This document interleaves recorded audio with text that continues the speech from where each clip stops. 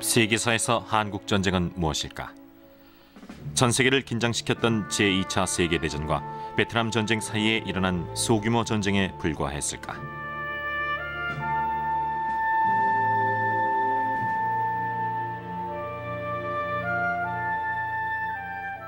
그러나 실상은 전혀 다르다.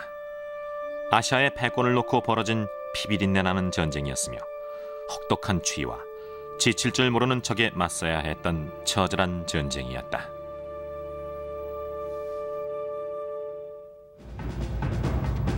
이 프로그램에서는 당시 참전 군인들의 눈으로 한국전쟁을 바라보려고 한다. 여러분은 공포와 혼란, 피가 뒤범벅된 진짜 전쟁의 모습을 보게 될 것이다. 참고로 이 프로그램 내 많은 화면들은 처음으로 일반인에게 공개되는 것이다. 그럼 냉전의 첫 번째 화약고 한반도로 가보자.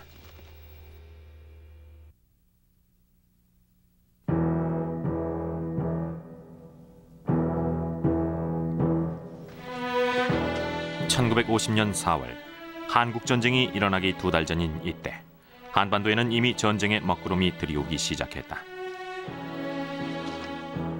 남한의 한 사진사가 촬영한 이 처형 장면은 전쟁으로 치닫고 있던 남한과 북한의 대치 상황을 보여준다.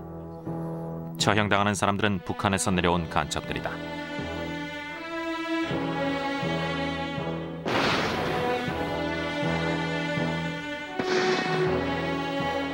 불과 몇 년 전까지 남한과 북한은 한 나라였지만 이제는 적이다. 제2차 세계대전 후 싹트기 시작한 둘의 긴장관계는 당시 거의 폭발 직전이었다. 한국은 고요한 아침의 나라로 불리지만 실제 자연환경은 험하고 과거 역사는 고난의 연속이었다. 한국이 위치한 한반도는 북태평양의 조그만 반도로 미국에서 만여 킬로미터 떨어져 있다. 특이한 점은 주변에 러시아와 중국, 일본, 세 강국이 버티고 있다는 것이다. 그 결과 한반도는 주변 강국들의 힘겨루기 장소가 돼 잠시도 편할 틈이 없었다. 제2차 세계대전이 끝났을 때 한반도는 일본의 식민지 통치에서 막 벗어난 상태였다. 1945년 7월 포츠담 회담에서 미국과 소련은 한반도의 일본군을 공략하기 위해 각각 남쪽과 북쪽에서 진격해 들어가기로 했다. 그렇게 해서 미군과 소련군은 대략 한반도의 중간인 북위 38도선에서 만나게 됐다. 그리고 이 38선을 경계로 한반도를 분할 점령하기로 한다. 소련은 38선의 위쪽인 북한을, 미국은 아래쪽인 남한을 차지하게 된 것이다.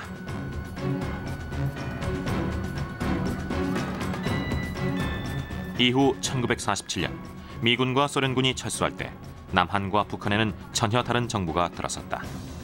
북한에는 조선인민공화국이란 공산 정권이, 남한엔 이승만 대통령의 대한민국 정부가 수립됐다.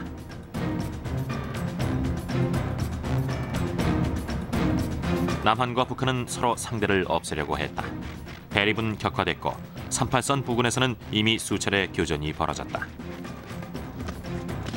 이 작은 반도는 두 개의 정부가 양립하기엔 비좁았다.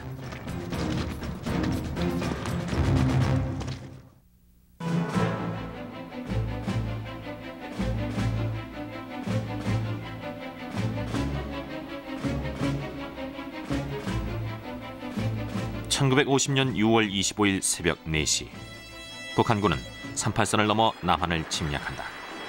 이전의 소규모 교전과는 차원이 다른 전면전이었다. 13만 5천 명에 달하는 북한의 인민군은 별다른 저항을 받지 않고 거침없이 남쪽으로 진격했다. 수적으로나 장비면에서 열세였던 남한의 국군은 저항다운 저항 한 번 못한 채 속수무책으로 당했다. 당시 남한의 전투력 열세에는 그럴 만한 이유가 있었다. 한국 전쟁 전에 이승만 대통령은 공공연하게 북침을 주장했다. 이에 미국은 아예 국군의 전력 증강을 막았다. 그런데 미국의 이런 전략이 남한을 위험에 빠뜨린 꼴이 됐다. 남한은 거의 맨손으로 북한의 탱크와 엄청난 화력에 맞서야 했다.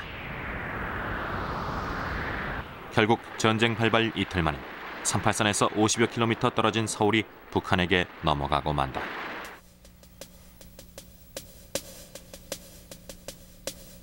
겁에 질린 서울 사람들은 피난을 떠나기 시작했다. 한강을 건너 남쪽으로 갈 수 있는 길은 이들 피난민으로 북새통을 이뤘다. 그러나 북한 인민군의 남하를 두려워한 국군이 한강 다리를 폭파시킨다. 한강 다리가 폭파되는 순간 다리를 건너고 있던 수백 명의 피난민은 거의 대부분 목숨을 잃었고 수천 명은 피난길이 막히는 신세가 됐다. 서울이 함락됐다는 소식은 순식간에 퍼졌고 남한은 공포 분위기에 휩싸였다.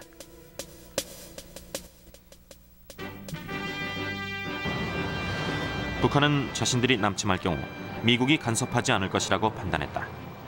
그런데 막상 전쟁이 벌어지자 미국은 예민하게 반응했다. 남한이 공산 정권에 넘어가면 다음은 일본 차례일지 모른다고 생각했다. 여론이 들끓자 당시 미국 대통령 트루먼은 우선 해 공군력을 이용해 북한군을 격퇴하라고 명령한다. 한국은 작은 나라이고 아주 먼 나라입니다. 그러나 그곳에서의 일은 온 미국민들에게 중요합니다. 이번 북한의 침략은 모든 자유국가의 안전을 위협할 수 있는 행위입니다. 또한 이런 행위는 인류가 자유롭고 평화롭게 살 수 있도록 노력하는 자유국가에 대한 도전입니다. 이 도전은 어디까지나 정면 도전으로 미국도 정면으로 대처할 겁니다. 미 공군은 출격한 첫날 북한 전투기 6대를 격추시키는 성과를 올린다. 한편 미 해군은 북한의 해안선에 폭격을 가했다. 그러나 정작 지상의 북한군을 저지할 수 있는 방법이 없었다. 해결책으로 핵폭탄을 투하하자는 얘기가 나왔다. 그러나 이미 핵폭탄을 보유한 소련과 충돌할 경우 걷잡을 수 없는 결과를 초래할 게 뻔했다. 결국 지상군을 투입하는 쪽으로 가닥이 잡혔다.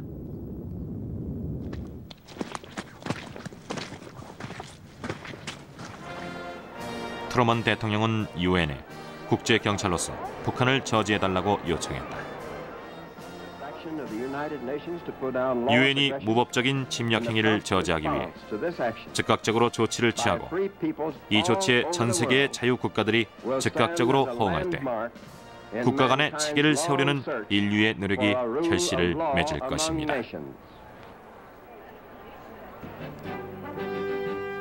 유엔군의 핵심은 미군이 맡았다. 그러나 1950년 미 군사력은 걱정스러울 만큼 약한 상태였다. 이 예산은 1945년의 10분의 1 정도였고 특히 극동아시아에 배치된 미군은 극소수였다. 당시 남아있던 미 군사력은 유럽의 북대서양 조약기구에 거의 집중돼 있었다.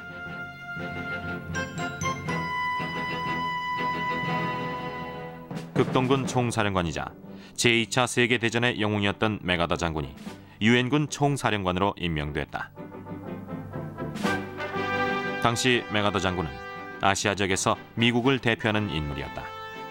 그는 유엔군 총사령관에 임명됨으로써 자신의 군사적 능력을 보여줘야 했다.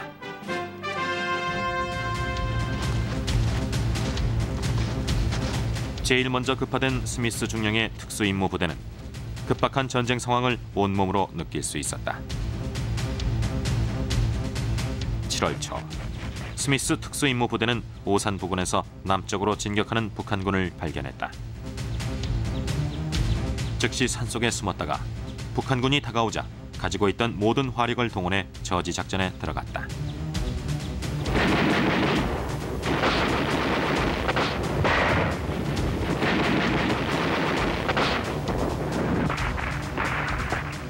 그러나 북한군의 탱크를 막기에는 역부족이었다. 겨우 넉 대만 파괴했을 뿐 나머지 33대는 미군의 저지선을 뚫고 남하했다. 말하자면 미군은 적진 한가운데에 남겨진 꼴이 됐고 죽을 힘을 다해 빠져나와야 했다. 부대원들의 시체가 사방에 나뒹굴었고 부하 한 명이 복부에 총을 맞았죠. 그 친구가 고통스러워하는데 내가 할 수 있는 일은 머리를 쓰다듬어주는 것뿐이었어요. 이상 스미스 부대 대위 중이었습니다.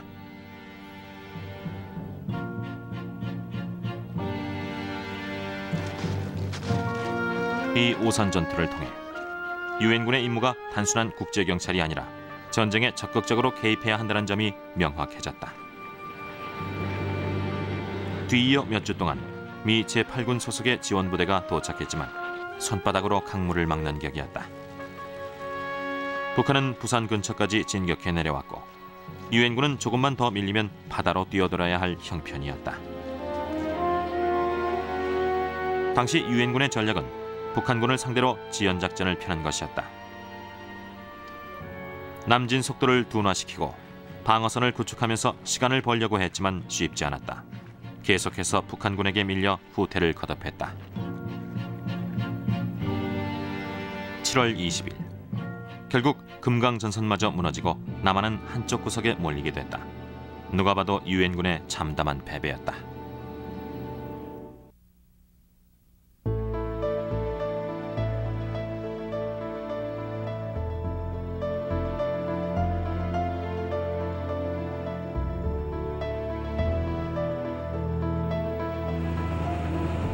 (1950년 8월) 유엔군은 궁지에 몰렸다.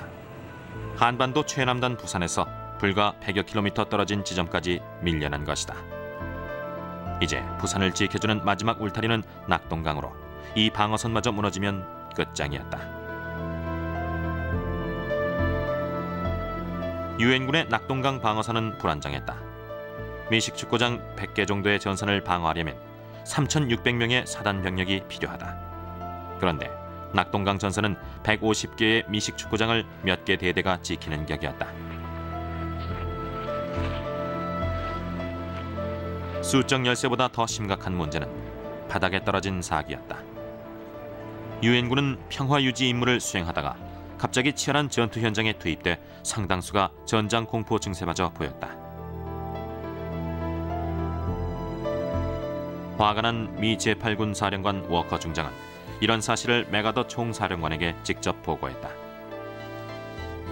워커 중장은 제2차 세계대전 당시 패튼의 휘하에서 활약한 철두철미한 군인이었다.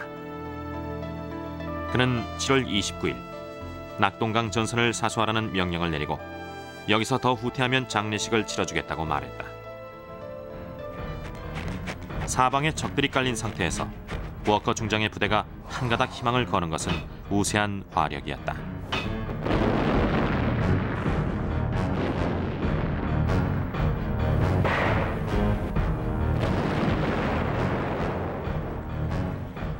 낙동강 방어선의 서남부에서 미 8군 25사단이 반격을 시도하는 동안 콜세어 전폭기가 북한군의 폭격을 가하며 적의 보급로를 파괴했다.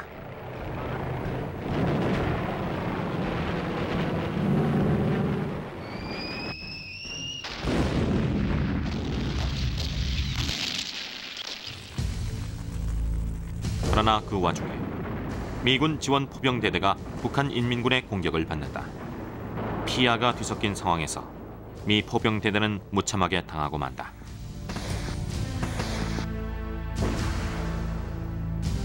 이 전투로 미 포병대대는 모든 장비를 잃었고 수백 명의 인명피해를 입었다. 서남부 반격작전은 실패했다. 한편 이보다 조금 상류 쪽에서는 북한군이 낙동강 방어선의 빈틈을 발견하고 공격을 개시했다. 밤사이 낙동강을 건넌 북한군은 이름 없는 능선을 점령하는데 이 능선을 통해 곧바로 부산으로 진격할 수도 있는 위태로운 상황이었다. 미군은 즉각 공세에 나섰다. 2주 동안 치열한 전투가 전개됐다. 얼마나 치열했던지 어떤 구지는 미군과 북한군이 서로 10여 차례씩 번갈아가며 차지할 정도였다. 그 사이 북한군에 대한 공습은 계속됐다. 총격전이 끝나면 아군 전폭기의 공습이 시작됐습니다. 북한군은 비명을 질렀고 그 소리는 우리 귀에도 들릴 정도였죠. 비중대 플로이드 애킨스였습니다. 마침내 낙동강을 건너왔던 북한군을 격퇴시킬 수 있었다. 개전 이후 처음으로 북한군의 공세를 막은 것이다. 8월 중순, 유엔군은 효과적인 지상전 수행이 가능한 만큼의 병력을 보충할 수 있게 됐다. 부산항을 통해 프랑스, 터키, 태국, 에티오피아의 지원군이 도착했고, 특히 영국을 비롯해 캐나다, 호주, 뉴질랜드 같은 영연방 국가에서 많은 지원군이 도착했다. 이들은 제2차 세계대전에 참전하기엔 너무 어렸고 이제 활약할 나이가 된 젊은이들이었다. 그런데 전쟁의 참상에 대해서 너무 모르고 있었다. 특히 미군들은 자신감이 지나쳐 보일 정도였다. 부산은 마치 대학생들의 동창회 날 같았습니다. 들뜬 분위기였죠. 주눅든 모습은 없고 다들 당당했어요. 마치 걱정하지 마, 우린 미 해병대야 라는 것 같았죠. 탐 깊은 소위였습니다.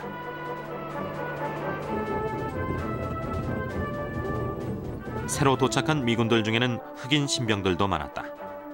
이 흑인 신병들은 미군 역사상 처음으로 백인들과 한 부대에서 전투에 참가하게 됐다. 한국전쟁 이전까지 미군은 흑인과 백인이 다른 부대에 소속돼 있었지만 급하게 병력을 배치하면서 흑백 혼합부대가 탄생하게 됐다.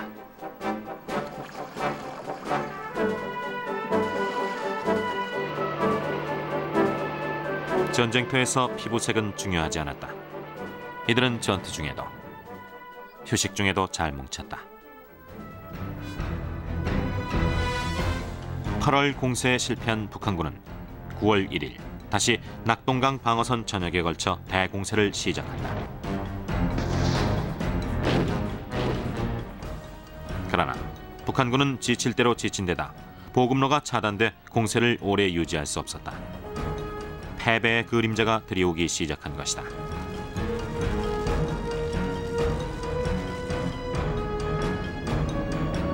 마침내 유엔군이 반격을 할 때가 됐다.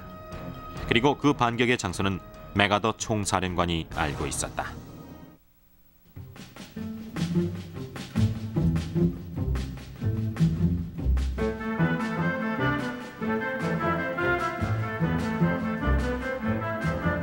지난 몇 주 동안 메가더 장군은 대반격의 지점으로 인천항을 점찍고 있었다. 인천항은 서울에서 가장 가까운 항구로 교통과 보급의 주요 거점이었다. 그러나 인천은 치명적인 약점이 있었다. 적진 한가운데 위치해 있고 조수간만의 차이가 1km나 됐다. 게다가 항공 정찰 결과 북한군이 인천항을 철통같이 경계하고 있었다. 위험 부담이 너무 컸다. 해군과 해병대 장성들은 메가더의 인천 상륙 작전에 반대했다. 그러나 메가더의 의지는 단호했다. 이 작전의 타당성에 대해 나는 추호의 의심도 없으며 성공할 가능성도 높다고 본다. 또 한 발 더 나아가 이것이야말로 적으로부터 주도권을 빼앗을 수 있는 유일한 희망이며 결정타를 입힐 수 있는 기회다. 인천항 점령은 북한군에게 정신적인 타격이 될 것이다. 반면 유엔군에게는 사기를 높이고 전쟁의 주도권을 잡는 계기가 될 것이 분명했다. 또 인접한 김포 비행장과 40km 거리의 서울을 공략하기도 적당했다. 그러나 좁은 해안에 상륙해 곧바로 도시를 공략해야 하는 만큼 쉽지 않은 작전이었다.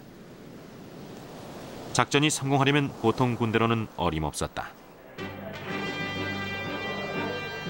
메가더 총사령관은 인천 상륙 작전을 위해 제10군단을 편성한다. 육군과 해병대, 해군으로 구성된 이 군단은 부산을 떠나 인천으로 향했다. 한 참전 군인은 당시를 이렇게 회상했다. 부산항을 떠나자마자 인천항의 조수간만에 대한 브리핑이 있었습니다. 그렇게 조수간만의 차가 큰 곳에서 작전을 수행하긴 처음이었죠. 또 그런 대규모 상륙 작전도 처음이었고요. 9월 15일 새벽이 밝아오는데 만만치 않을 거란 느낌이 들었습니다. 미 해군 소속 조지 길먼 소위였습니다. 인천 상륙작전은 전략을 짜는데 어려움이 많았다. 썰물일 때 수심이 너무 얕아서 대형 군함의 기동이 쉽지 않았기 때문이다. 그래서 상륙작전을 밀물 시간에 맞춰 두 단계로 나눠야 했다. 아침 밀물 시간에 인천항 입구에 위치한 월미도를 확보한 다음 저녁 밀물 시간에 인천항을 공략하기로 했다. 작전 개시 닷새 전 월미도에 폭격을 가해 적을 무력화시키기 시작했다.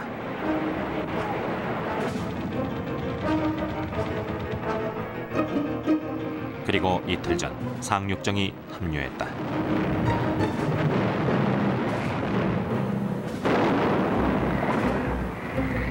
드디어 9월 15일 새벽 미 10군단은 월미도 공략에 들어갔다. 월미도의 북한군은 방심하고 있다가 사상자를 320명이나 내고 섬에서 후퇴했다. 미군은 전사자는 한 명도 없이 부상자만 20명이었다.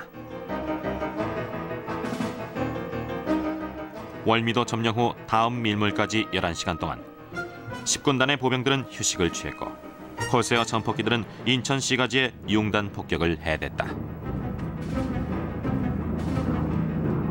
다음은 당시 월미도에서 공습을 지켜본 잭 시걸 기자의 라디오 방송 내용이다. 콜세어기가 날아가고 있습니다. 정말인지 쏜살같이 날아다니네요. 폭발음 들리십니까? 2번 올리죠. 세상에, 어느새 저쪽 산까지 가서 한 방 먹이고 다시 이쪽으로 오고 있습니다.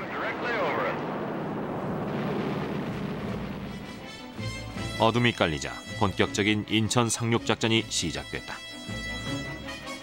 상륙 목표 지점은 인천 시가지와 가까운 레드비치와 남쪽의 블루비치였다. 구축함과 로켓 포함해서 포탄을 퍼부어댔다.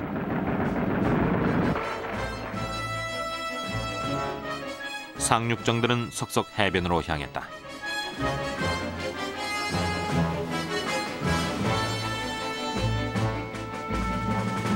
탱크와 각종 중장비들도 상륙했다.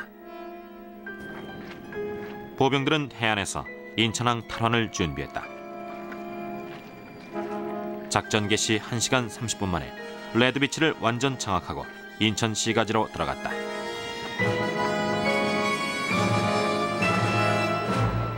다음 날 아침 레드비치와 블루비치로 상륙한 보병들이 서로 만나면서 작전은 끝났다. 인천 상륙작전은 유엔군 전사자가 단 20명에 불과할 만큼 신속 정확했다.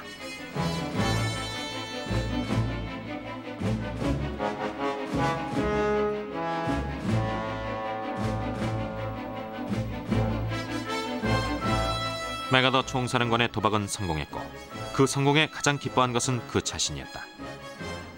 그러나 전쟁은 이제부터 시작이었다.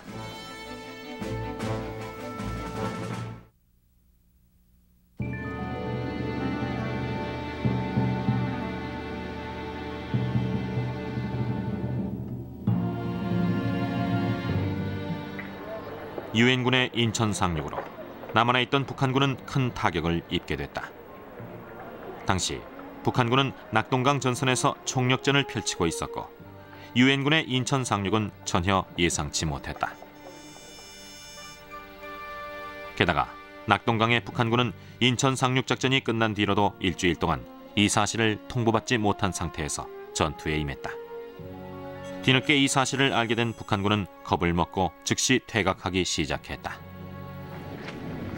한편 인천에 상륙한 미 10군단은 서울을 향해 전진하기 시작했다. 이들의 발걸음에는 자신감이 가득했다. 제1 목표 지점은 김포 비행장이었다. 김포는 서울에서 가장 가까운 비행장으로 전략적으로 중요했다. 9월 18일 김포는 미 해병대의 손에 들어왔다.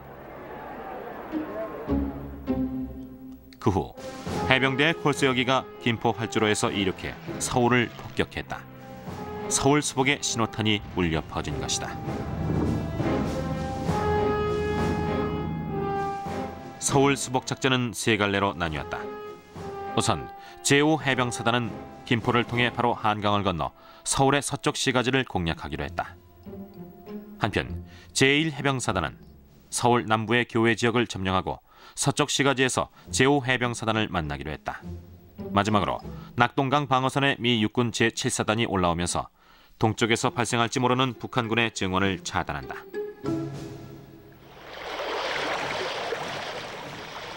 미 해병대는 작전대로 한강을 건넜지만 서울 서쪽의 고지에서 강한 저항에 부딪힌다.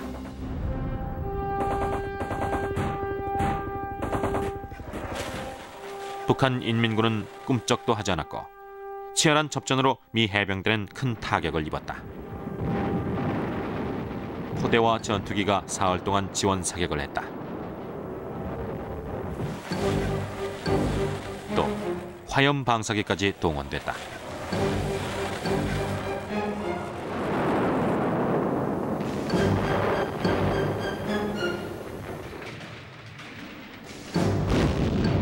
그러나 북한군의 저항은 거셌다. 미 해병대 소속의 중대가 66고지에서 치른 전투는 처절할 정도였다.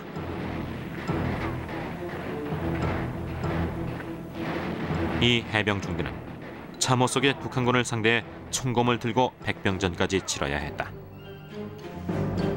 포연이 거쳤을 때 중대 병력 206명 가운데 33명만이 살아남아 승리의 기쁨을 맛봤다. 한편 서울 남동쪽에서는 미 육군 제7사단이 북한군을 쫓으며 올라오고 있었다. 9월 22일 북한의 전차 대대를 격퇴시켰고 서울에서 남동쪽으로 30여 킬로미터 떨어진 수원 비행장을 확보했다. 김포와 수원 비행장에서 이륙한 전투기들은 지상군의 서울 전진에 힘을 실어줬다.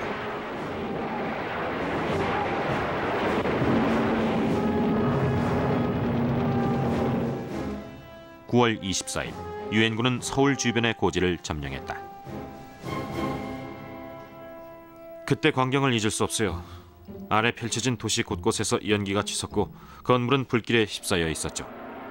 콜스 여기가 날아와 폭격을 하면 폭발음과 함께 검은 연기가 솟아올랐습니다. 고지에서 본 그 광경은 마치 영화 같았죠. 하지만 그건 현실이었어요. 비숍 이등병이었습니다.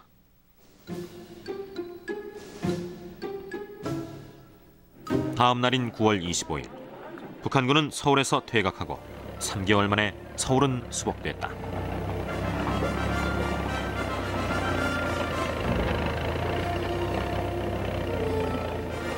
남한 경제 문화의 중심인 서울이 다시 원래 주인에게 돌아온 것이다.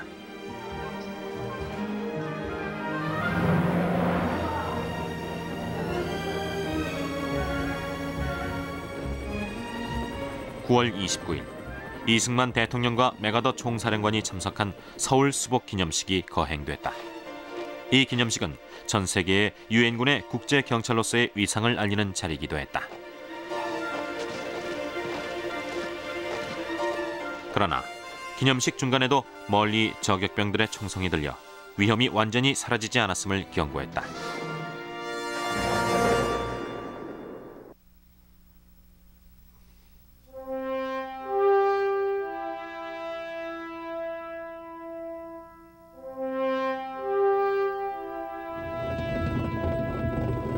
(1950년 9월) 이제 전선은 유엔군에게 유리하게 전개됐다.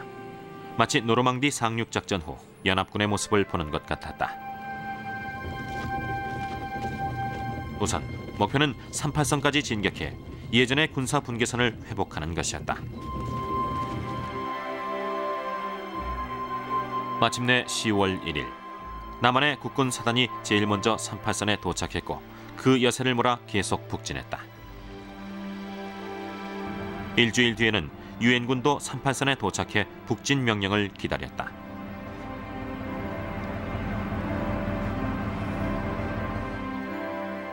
그런데 이때부터 미국 정계의 고민은 시작됐다. 유엔군을 북으로 진격시키는 것이 옳을까? 그렇게 되면 국제경찰의 임무 범위를 넘는 것이 아닐까? 결정은 쉽지 않았다. 한편 이때 미군 사령부는 중국이 북한을 돕기 위해 병력을 만주로 이동시킨다는 소문을 듣는다. 중국은 한반도에 대한 미국의 간섭을 못마땅해 했고 그 간섭이 만주 지역으로 이어질까 염려하고 있었다. 첩보에 따르면 45만 명의 중국 공산군이 압록강 너머에서 언제라도 공격할 태세를 갖추고 대기 중이었다. 그러나 완전한 승리를 바라는 군과 일반인들은 이런 위험 신호를 무시해버렸다. 미국민은 절반의 승리에 만족하지 않았다. 사실 한국전쟁은 미국과는 거의 무관한 전쟁이었다. 1950년대 미국은 평화로웠고 집집마다 자동차가 최소 한 대씩 있을 만큼 풍요로워서 따분할 정도였다. 그런데 이때 마침 한반도의 전승 소식은 미국민들에게 자극제가 됐다. 특히나 공산주의에 대해 반감을 갖고 있던 미국민들은 미군의 북진을 환호했다.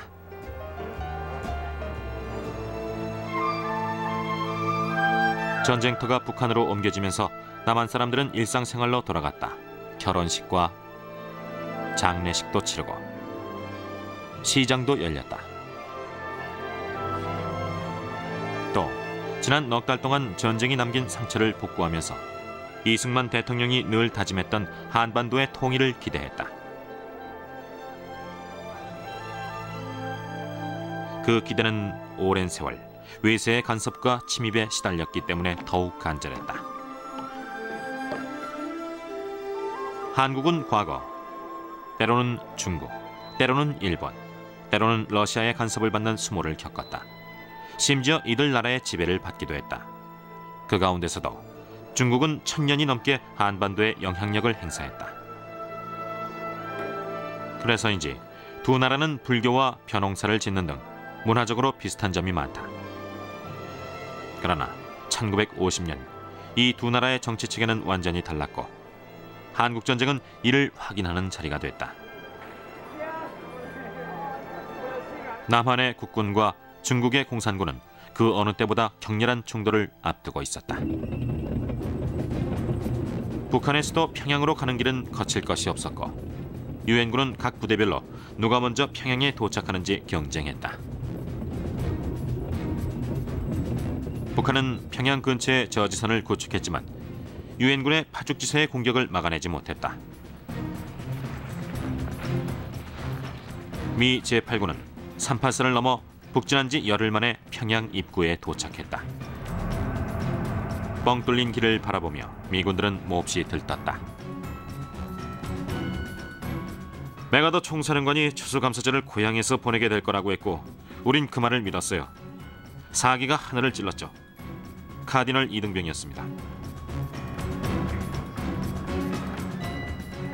미 제8군은 북한을 완전히 점령하기 위해 평양에서 다시 북서쪽으로 전진했다. 북한의 마지막 주요 육상 거점이었던 청천강을 건널 때는 승리가 바로 눈앞에서 손짓하고 있었다.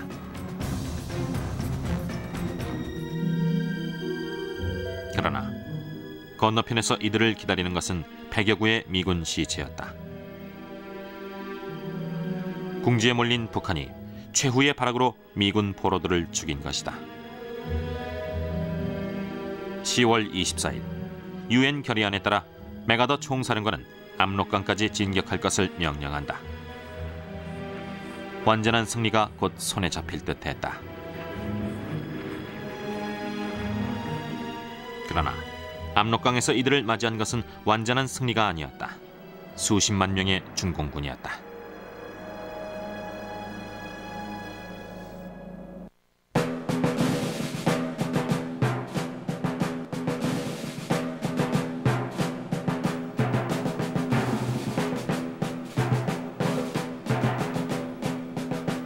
(1950년 10월 25일) 유엔군이 설마했던 일이 현실로 나타났다.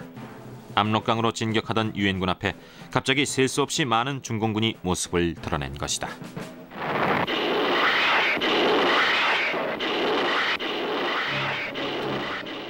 중공군은 유엔군의 항공 정찰을 피해 몰래 북한 산악 지역에 잠입 숨어 있었다. 이들의 기습 공격에 유엔군은 속수무책으로 당했다.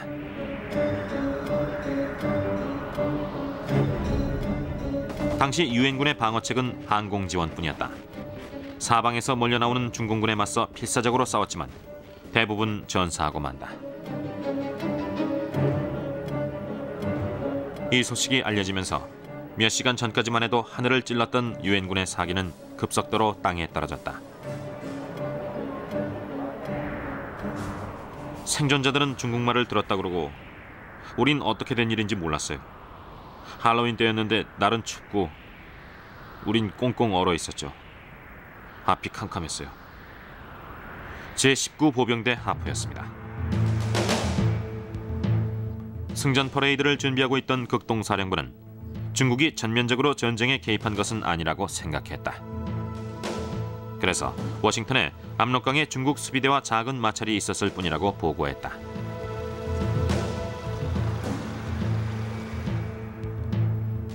그러나 워커 중장은 불안한 기분이 들었다.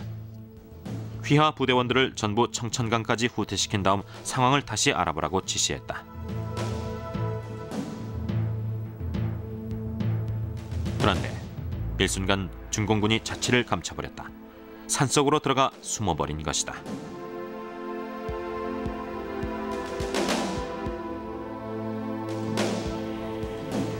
(11월) 내내 중공군의 규모를 파악하기 위해 유엔군의 정찰기가 떴다. 그 결과 파악된 중공군의 수는 5만에서 7만 명으로 충분히 대적할 수 있는 규모였다. 그러나 실은 45만 명이 더 있었다. 중공군은 위장술의 천재들이었다. 이들은 나뭇가지로 위장한 채 낮 동안 꼼짝 않고 숨어 있었다. 그러면 아무리 정찰기가 위에서 자세히 관찰해도 중공군의 모습을 찾아내기가 힘들었다. 그렇게 11월도 거의 지나가고 유엔군은 크리스마스엔 고향에 갈 수 있을 것이라고 기대했다. 중공군이 잠잠하자 11월 24일 메가더 총사령관은 재전진을 명령한다. 서부전선은 미8군이 맡았다. 이번엔 단 한 대대도 낙오되는 일이 없길 바라며 압록강으로 전진했다. 동부전선은 제10군단이 맡고 장진호 방향으로 전진했다.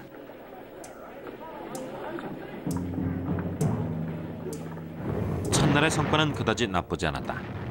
조금이지만 모든 부대가 고루 전진했다.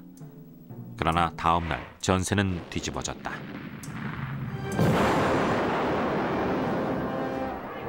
미 8군과 10군단 사이에는 허술한 빈틈이 있었는데 중공군이 이 지점을 집중 공격하고 나선 것이다.